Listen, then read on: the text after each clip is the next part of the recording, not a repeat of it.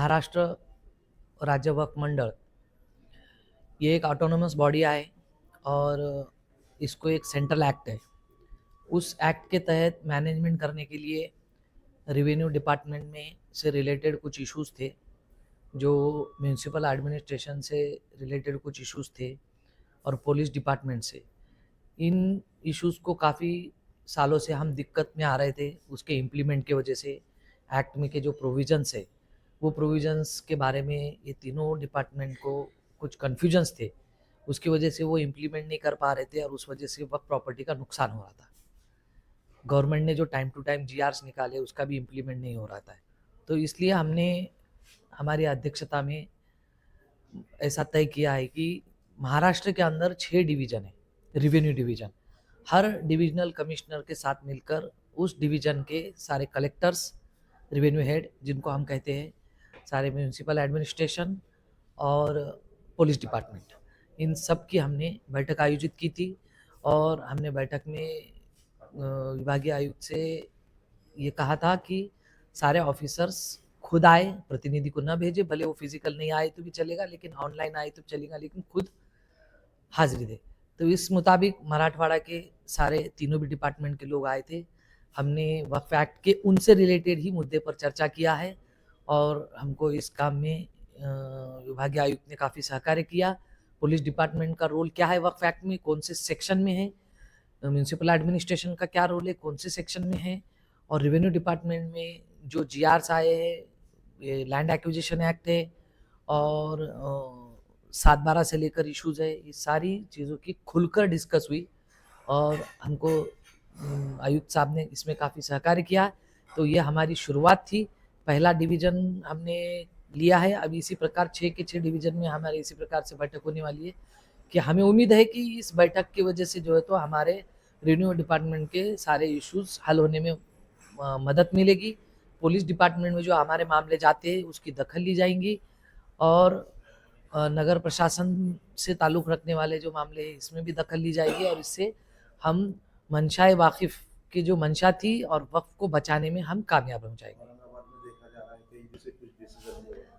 देखिए, जो रोड है, डेवलपमेंट है, जो पब्लिक डेवलपमेंट में, उसमें कोई भी रिलीजियस इंस्टीट्यूट आता है उसके लिए वक्फ कानून में एक प्रोविज़न है, सेक्शन 91 है।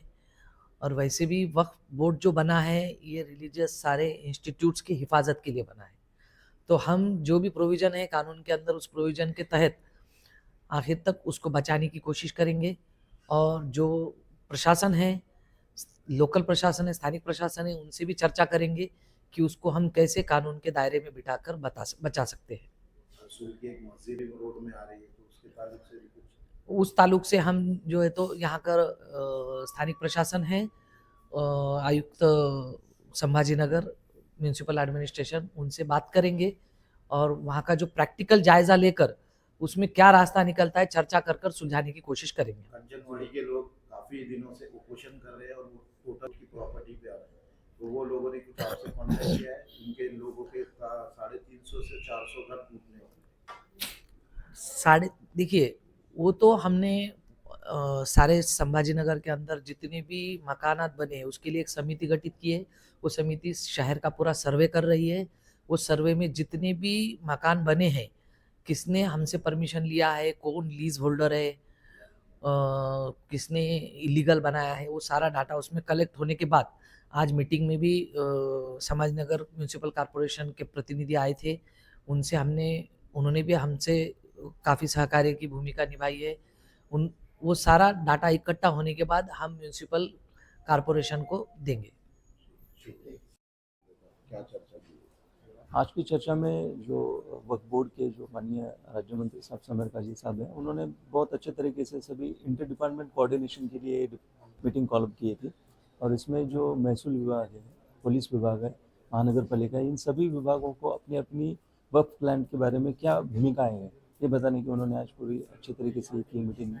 और म्यूनसिपल कॉरपोरेशन के जानिब से अगर हम बोलेंगे तो वहाँ पर जितने भी इंक्रोचमेंट्स हैं वो इंक्रोचमेंट्स निकालने के लिए उन्होंने अच्छे तरीके से सहकार्य करने की भूमिका रखी है। उनके जो वक्फ बोर्ड के ऑफिसर्स हैं, वो वक्फ बोर्ड के ऑफिसर भी उन्होंने बोला है कि आप वक्फ बोर्ड की जितनी भी ज़मीनें हैं वो बोर्ड की वो लिस्ट करके हमें प्रोवाइड करने वाले हैं। और जो इलीगल तरीके से कोई भी एनओसी न लेते हुए जिन्होंने कंस्ट्रक्शन किए हैं वो कंस्ट्रक्शन निकालने के लिए वो सहकार्य करेंगे। आज उनकी यही भूमिका वहाँ पे रही है। तो हमने उनको एक और बार बोला है कि जो भी वक्फ के अधिकारी है वो वक्फ अधिकारी म्यूनसिपल कॉर्पोरेशन के साथ में कोऑर्डिनेशन में रहेंगे। अगर वो कोऑर्डिनेशन अच्छा रहेगा तो जो म्यूनसिपल कॉर्पोरेशन का भी जो नुकसान है वो भी वहाँ पे हो रहा है, क्योंकि कोई भी डेवलपमेंट चार्ज वहाँ पे लिए नहीं जा रहे हैं। और जो एनओसी के आधार पे उनको जो पैसे वक्फ बोर्ड को मिलने चाहिए वो भी नहीं मिल रहे। यानी ज़मीन भी वो इस्तेमाल कर रहे हैं, मगर दोनों जो यंत्रणाएं को वहाँ पे नुकसान हो रहा है। और बहुत बड़े पैमाने पे अगर इस तरीके से गलत तरीके से अतिक्रमण वहाँ पे हो जाएंगे तो आगे जाके वो रेगुलराइज और बाकी चीज़ें करके वो शहर के इसमें वो धोखादायक स्थिति में भी आ सकते हैं। जैसे देखा जाए शहर में धार्मिक स्थल भी और दरगाह मस्जिदें भी जो बहुत सारे नुकसान की हानि है, उसको लेकर क्या चर्चा हुई, क्या डिसीजन है? नहीं, धार्मिक स्थलों के बाबत में उन्होंने ये बोला है कि अगर जहाँ पे पॉसिबल है अलाइनमेंट के जो रीअलाइनमेंट करने के जो अधिकार म्यूनसिपल कॉर्पोरेशन के माननीय कमिश्नर सर को है वो रीअलाइनमेंट के लिए कोशिश करें। और जहाँ पे अगर हो ही नहीं सकते हैं वहाँ पे तो वो शिफ्ट करने के लिए भी उन्होंने आज की मीटिंग में हामी भरी है। और इसके लिए उन्होंने आगे जो भी बैठकें रहेंगी उसमें म्यूनसिपल कॉर्पोरेशन कमिश्नर सर माननीय अध्यक्ष महोदय और इनके साथ में मिलके और डिसीजन लेने की उन्होंने तैयारी दर्शाई है। जिस तरह कंचनवाड़ी के वक्फ बोर्ड की जमीन है और काफी लोग वहाँ पे आज 4-8 दिन से ऑपरेशन कर रहे हैं और वो चाहते हैं कि 9 मीटर 18 मीटर रोड होना चाहिए, उसके बारे में कुछ चर्चा हुई? नहीं, वक्फ बोर्ड का जो आज डिसीजन है वो यही रहा कि उनके जगहों पे जिन्होंने भी एनओसी नहीं लिए है उनके अधिनियम के 52 कलम के तहत उनके ऊपर में गुना दाखिल करें। और गुना दाखिल करने के बाद में जो आगे की प्रोसीडिंग्स है वो अख्तियार करेज है। और म्यूनसिपल कॉर्पोरेशन को उन्होंने इस तरीके से बोला है कि अगर वो किसी भी म्यूनसिपल कॉर्पोरेशन की डेवलपमेंट अथॉरिटी होकर भी परमिशन नहीं है तो उन्होंने वो निकालने के लिए जो भी उनके लॉ रूल्स ऑफ लॉ में प्रोविजंस है उसमें उन्होंने निकालने की कार्रवाई करे। स्कूल वाले भी काफी आंदोलन भी कर रहे हैं और कुछ कोर्ट में भी जा चुके हैं, तो उनके बारे में कुछ नहीं, अगर कोर्ट में भी गए तो माननीय न्यायालय उच्च न्यायालय भी यही बातें से कहेंगे कि उन्होंने कोई ड्यू लॉ प्रोसेस फॉलो करके उन्होंने परमिशन लिए है क्या।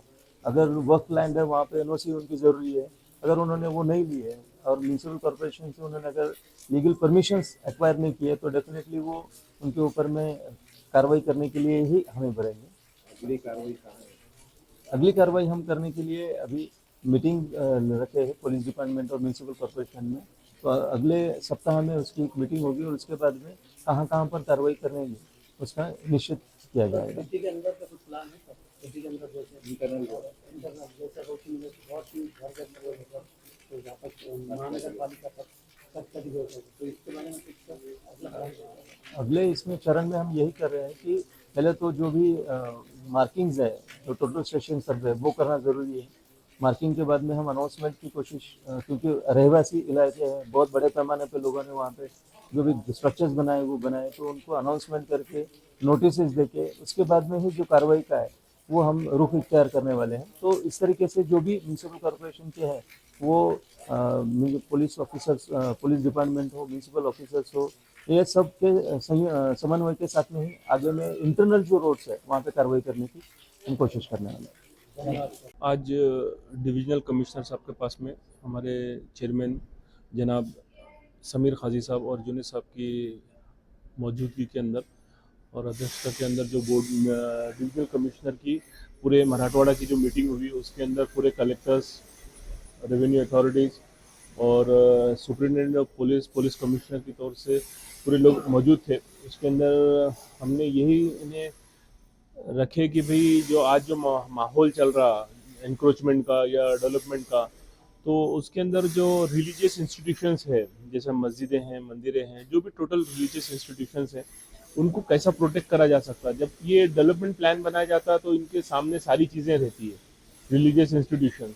तो मैंने वही बोला रेवेन्यू अपना अथॉरिटी को और प्लानिंग अथॉरिटी को कि भाई आप जब डेवलपमेंट प्लान बनाते तो वही टाइम पे जो है सो रोड के अंदर जो आने वाली रिलीजियस इंस्टीट्यूशंस है उनको आप कैसा प्रोटेक्ट करते हुए रोड एक्विजिशन या रोड के वाइडनिंग का काम हो सकता है वो करा जाए बोल के। और अभी औरंगाबाद का मौजूदा जो माहौल है उसके अंदर भी मैंने भी अभी म्यूनसिपल कमिश्नर साहब के जो प्रतिनिधि थे उनसे ये गुजारिश करा बोर्ड की तरफ से कि भाई जितने मसाजिदें हैं, दरगाहें हैं और भी रिलीजियस इंस्टीट्यूशंस है, ये पब्लिक के सेंटिमेंटल इश्यूज़ है। तो आप इसको देखते हुए आज की तारीख में रोड का अलाइनमेंट का काम कर सकते हैं और उनको प्रोटेक्ट कर सकते हैं। मिसाल के तौर पे अभी चंपा चौक का जो रोड है वो मस्जिद को प्रोटेक्ट करने का काम चालू है, तो वैसी ही दूसरी ही मस्जिदों के लिए भी रोड का अलाइनमेंट का काम करके रिलीजियस इंस्टीट्यूशन को प्रोटेक्ट करें, ये हमने उनसे एक गुजारिश करे और विनंती करें। अरसुल में देखा जाए तो मस्जिद है जो 3 और एक वो बहुत पुरानी दरगाह है 500-800 साल पुरानी, वो भी रोड में आ रही है, उसके ताल्लुक से भी कुछ चर्चा है? उसके ताल्लुक से भी चर्चा हुई, उनको भी यही बोला गया कि भाई आप उनको कैसा रोड को अलाइनमेंट करके वो दोनों इंस्टीट्यूशंस को बचाया जा सकता है वो बचाए, यही हमने उनसे गुजारिश करे। डिविजनल कमिश्नर के पास में यानी मराठवाड़ा के अंदर मुतवल्लियों के जो सक्सेशन के इश्यूज बहुत पड़े हुए हैं, तो अतियात एक्ट के अंदर, तो मैंने उनसे यही गुजारिश करा कि भाई आप जल्द से जल्द उनको निपटारा करें और जल्द से जल्द मुतवल्लियों को सक्सेशन सर्टिफिकेट दे, ताकि हम हमारे इंस्टीट्यूशंस को मुतवल्ली अपॉइंट करें। जो लोग हैं शहर के अंदर वो लीगल राइट्स नहीं कर रहे हैं, उनके लिए क्या प्रोसेस? उनके लिए अभी हमने जो कमेटी बनाई है, कमेटी के तहत हमारा सर्वे चालू है और मैं भी मेरे एंड से पूरे शहर वक्त के लोगों को गुजारिश यही करना चाहूँगा कि भाई आप वक्फ की प्रॉपर्टी के ऊपर अपने मकानात है तो आके मकानात हमारे पास में आके रेगुलराइजेशन करें और हमारे पास से एनओसी ले, हमारे पास से एग्रीमेंट करें, सेल अपना इसका लीज का एग्रीमेंट करके ले, ताकि आपके घर बच जाएंगे।